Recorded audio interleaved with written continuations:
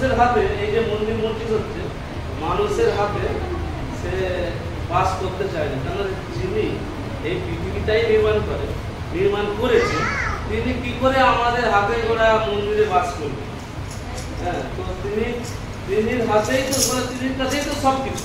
এবার শুধু তাই নয়, বলছে যে তোমার, তার তো অভাব নেই, বলছে তোমার যে নিঃশ্বাস প্রশ্বাস নিচ্ছি আমরা যে বেঁচে আছি তারই দোয়া, এই যে নিঃশ্বাস নিচ্ছি, জীবন শ্বাস সব তার কাছে। তাহলে এই জীবন আছে তার কাছে, মানে সেখানে যিশু বলছে আমার কাছে সেই জীবন। এই যে জীবন আছে, যে পৃথিবী নির্মাণ করতে এখানে দেখলাম, এই জীবন আছে, বলছে যিশু বলছে আমার কাছে তোমার জীবন, তোমার প্রত্যেকের জীবন আমার কাছে আছে। শ্বাস আমি, সব কিছুই যে নিঃশ্বাস প্রশ্বাস নিচ্ছি সব আমার, আমি দিচ্ছি, তাই তোমরা নিঃশ্বাস প্রশ্বাস নিচ্ছ। আর যদি 28 পত্র একবার কিছু পড়ো, 28 পত্র ওই দাঁড়িয়ে, আচ্ছা 27টাও পড়ো।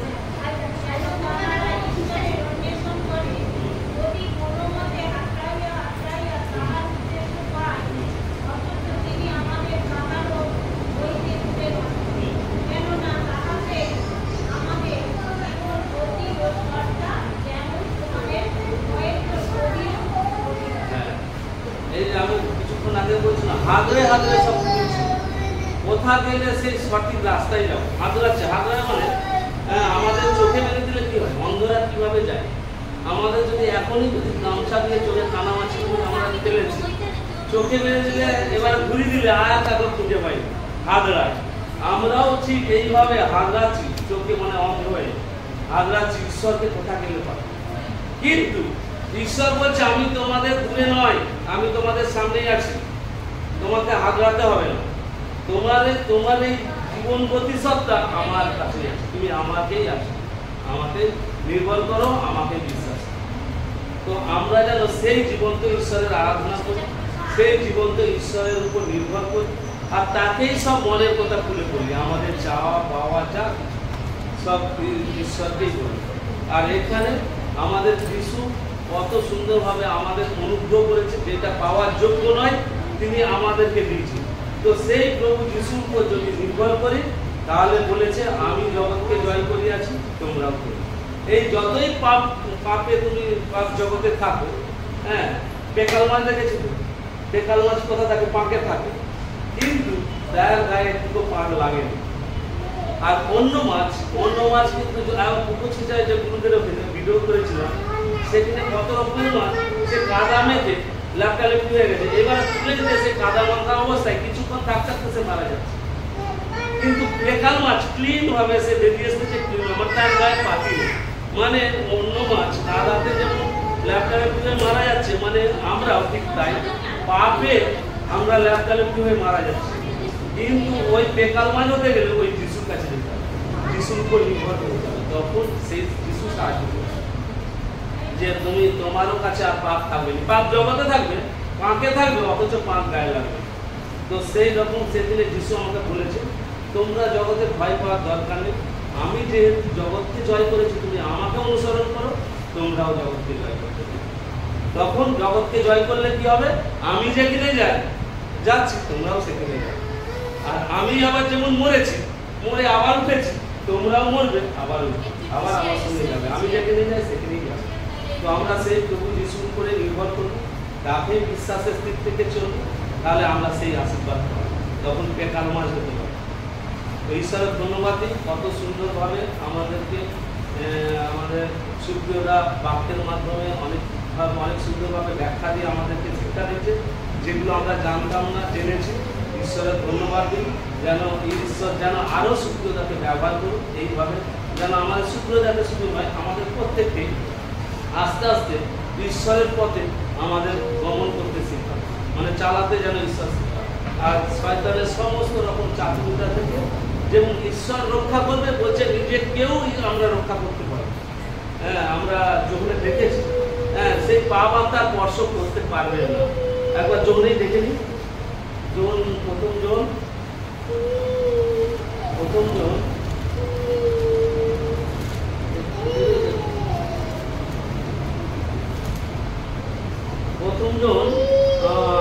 5 অধ্যায় 18 পদ ধরে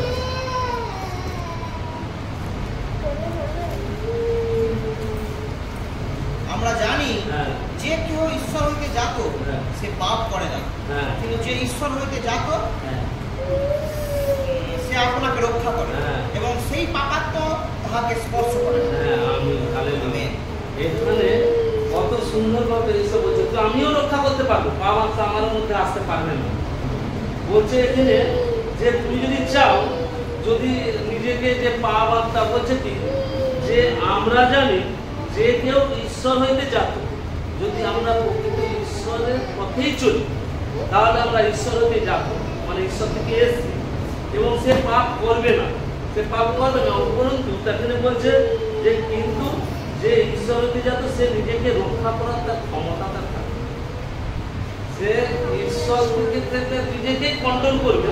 শয়তান যতই চাতুরিতার মধ্যে আসুক না কেন, সে নিজেকে রক্ষা করার ক্ষমতা সে পাবে, ঈশ্বরই দিবে।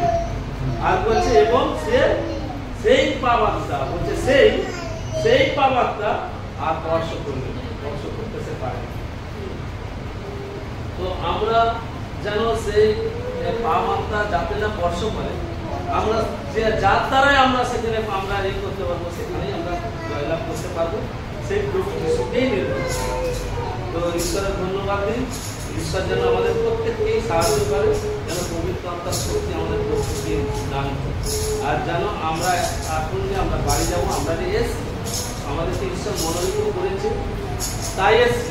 তো মনোনীত করেছে তাই নয় যে আমাদেরকে ব্যবহার করতে চায় এবং আশীর্বাদও করতে চায়।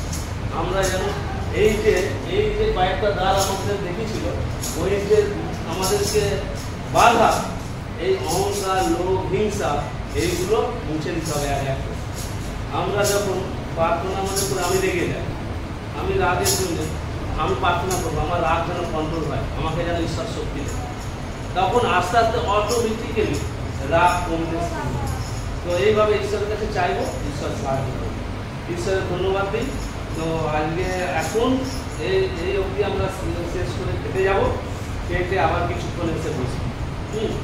তো প্রশান্ত ভাই, এত সবাই এখন করার মতো শেষ করবো। যারা রান্না বান্না করেছে, হ্যাঁ, তাদের জন্য একটু ঈশ্বরের কাছে প্রার্থনা করো, তারা যেন আরও ঈশ্বরেরও অনুগ্রহ পায় এবং আশীর্বাদ পায়। ঈশ্বর যেন আরও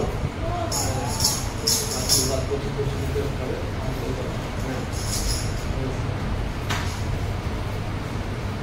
প্রার্থনায় যাই। হে সর্বপিতা, তোমাকে জানাই ধন্যবাদ যে তোমার বাক্য আলোচনা হলো প্রভু, যে সুপ্রিয়দা, যুবকদা, যে আমরা যে আলোচনা করছে বা তোমার যে সত্য যেটা জানাচ্ছে প্রভু, অসংখ্য ধন্যবাদ। তাদের মধ্যে দিয়ে তুমি আমাদের জানাচ্ছ, অসংখ্য ধন্যবাদ। আরও জানতে পারবো যে খাওয়া দাওয়ার পরে প্রভু, এখন যে খাওয়া দাওয়া হবে প্রভু, তুমি আমাদের যারা রান্না করেছে তাদেরও তুমি আশীর্বাদ করে প্রভু, যেন তারাও যেন তোমার পায় প্রভু, তুমি দয়া করো। আর এখন পর্যন্ত তুমি আমাদের সভাপতি ছিলে, অসংখ্য ধন্যবাদ। আমাদের সভাপতি এই প্রার্থনা আমরা মুক্তিয়াতা যীশু খ্রিস্টের নামে। সবাইকে জয় যিশু।